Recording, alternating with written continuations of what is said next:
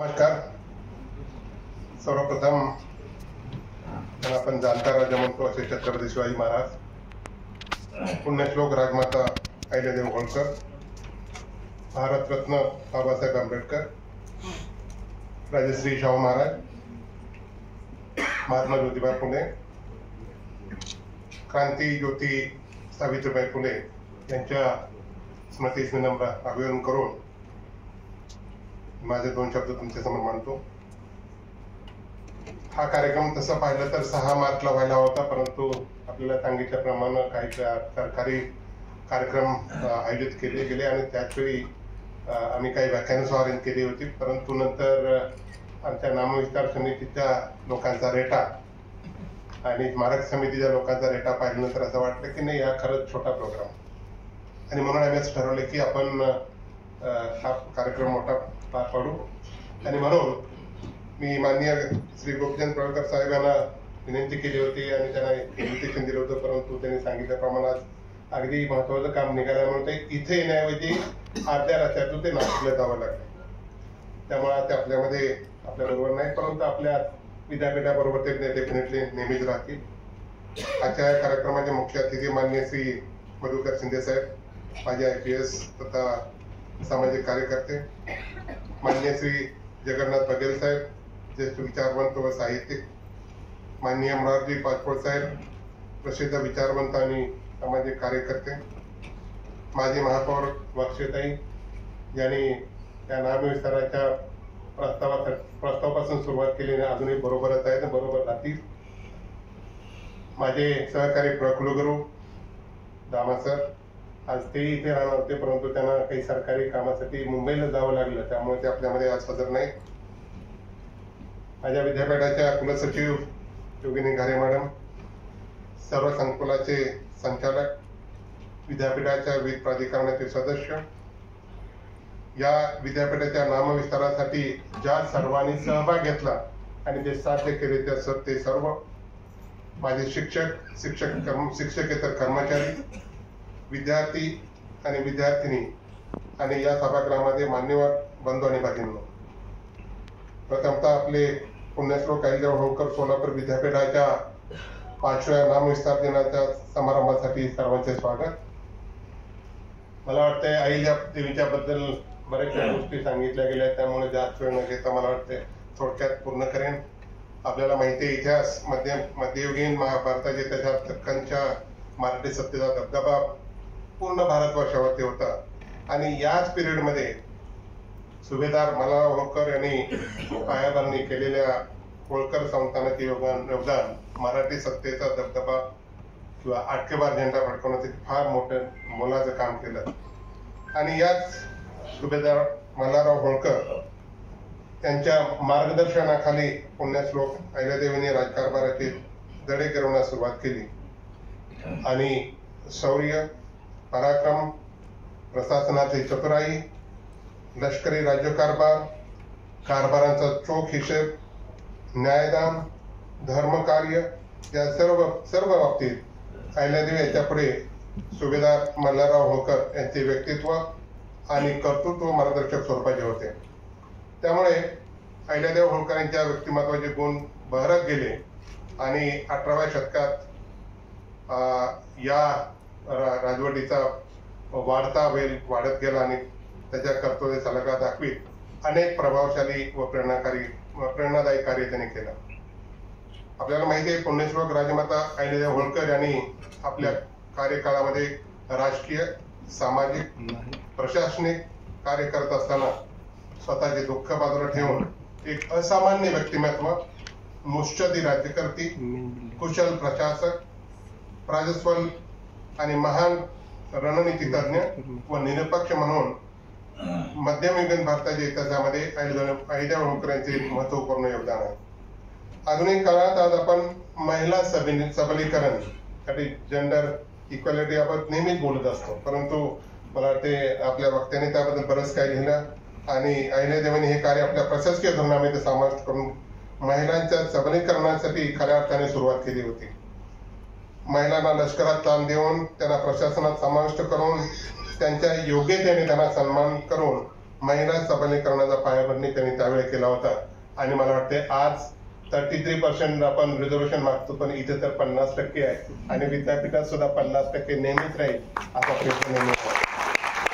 मला वाटते त्या प्रशासनामध्ये सुद्धा 50% पेक्षा जास्त महिला असतील आणि इथून पुढे ते त्याची काळजी घेतली जाईल. त्यामुळे 33% नाही तर 50% पर्यंत आपण जाऊ. आज आपण पर्यावरण रक्षण आणि वृक्ष संगोपन याबाबत बोलत असतो. याविषयी देखील राजमाता अहिल्यादेवी यांची दूरदृष्टी आणि त्यांचा जो काही सहभाग होता तो दिसतो. त्यामध्ये रस्त्याच्या दुतर्फा उपयोगी व दाट सावली देणारी विशाल वृक्ष लावली होती.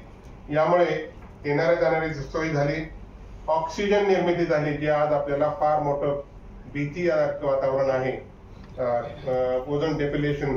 आणि मला वाटते ते अहिल्यादेवीने त्यावेळी त्याचा विचार केला होता. त्याचबरोबर पाणी व्यवस्थापन हे फार मोठं कौशल्य होतं आणि त्यामध्ये पाणी व्यवस्थापनामध्ये पुण्यदेवी अहिल्यादेवीने एवढ्या अखंड कार्य पूर्ण हिंदुस्थानामध्ये केलं जे कोणत्याही शासकाने केलेलं नाही. त्यामध्ये अनेक नदी आणि पाण्याचा प्रवाह त्यांनी बांधले, विहीर पारव आणि विहिरींची निर्मिती केली आणि दुष्काळ निवारण प्रश्नाबाबत केवळ बोलून त्या थांबल्या नाही तर त्याचे समूळ उच्चाटन व्हावे म्हणून जलसूत्राची निर्मिती केली. पाणी व्यवस्थापन, शेती आणि लोकांचे प्रश्न कुशलतेने मिटवले. कौशल्य विकास जे आज आपण फार मोठ्या डामाडौलात नेहमी त्याच विषयावर बोलत असतो आणि हा पर्टिक्युलर विषय अहिल्यादेवीने त्यावेळी सुरुवात केली होती.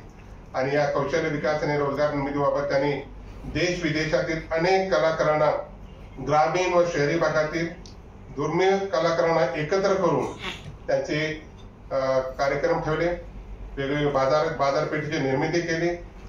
मोर स्पेसिफिकली महेश्वरी साडी ही जे अहिल्यादेवीच्या काळात उत्पादित केलेली साडी आहे, जे आजही फेमस आहे. तसेच अनेक लघुउद्योग तयार केले, त्यांना सबसिडी दिली, जे आज आपण त्याला अनुदान म्हणतो, त्याला संरक्षण दिलं आणि अशा पद्धतीने कौशल्यातून विकास या नीतीचा त्यांनी अवलंब केला आणि रोजगार निर्मिती केली आणि हे त्यांनी त्यावेळेस जे स्वप्न होतं ते साकार करून दाखवलं. अशा अनेक पैलूद्वारे पुण्यश्लोक अहिल्यादेवी होळकर यांच्या व्यक्तिमत्वातून आपल्याला आदर्श घेता येईल आणि या आदर्शावर आपल्या विद्यापीठाची वाटचाल पुढे चालू राहील. आपल्याला जे काही करायचे आहे त्यामध्ये ज्ञान, विज्ञान, कौशल्य विकास, रोजगार निर्मिती, सामाजिक समरसता, सामाजिक समता, महिला सबलीकरण, पर्यावरण रक्षण या सर्व बाबीचा विचार आपण समोर ठेवला पाहिजे, जो अहिल्यादेवींचा विचार होता. आणि त्या पद्धतीने आपण या विद्यापीठाचा विकास करणार आहोत. त्यांच्या संकल्पनेप्रमाणे आपण विद्यापीठाचा विकास करणार आहोत. आताच मला वाटते बोनमाने साहेबांनी सांगितले की हा कार्यक्रम फार छोटेखानी झाला होता आणि त्यांनी इच्छा व्यक्त केली की अहिल्यादेवींची पुण्यतिथी, अहिल्यादेवींची जयंती आणि नामविस्तार दिन हे मोठ्या प्रमाणात मोठ्या थाटामाटात झाले पाहिजे. त्या दृष्टीने आम्ही या कार्यक्रमासाठी एक कमिटी गठीत करणार आहोत आणि ती कमिटी महिला त्यांच्या अध्यक्षतेखाली असेल. फक्त एवढाच प्रोग्राम किंवा एवढ्याच गोष्टी होणार नाही तर मला वाटतंय मी गेल्या आठवड्यामध्ये माझे प्रोग्राम त्यांच्याशी विचार विनिमय करत असताना जेवढ्या अध्यासन आहेत किंवा जेवढ्या जयंत्या पुण्यतिथ्या गव्हर्नमेंटनं नामनिर्देशित केल्या ते सगळे कार्यक्रम मोठ्या पद्धतीने पार पाडावे त्यासाठी सुद्धा आम्ही समिती गठीत केलेली आहे.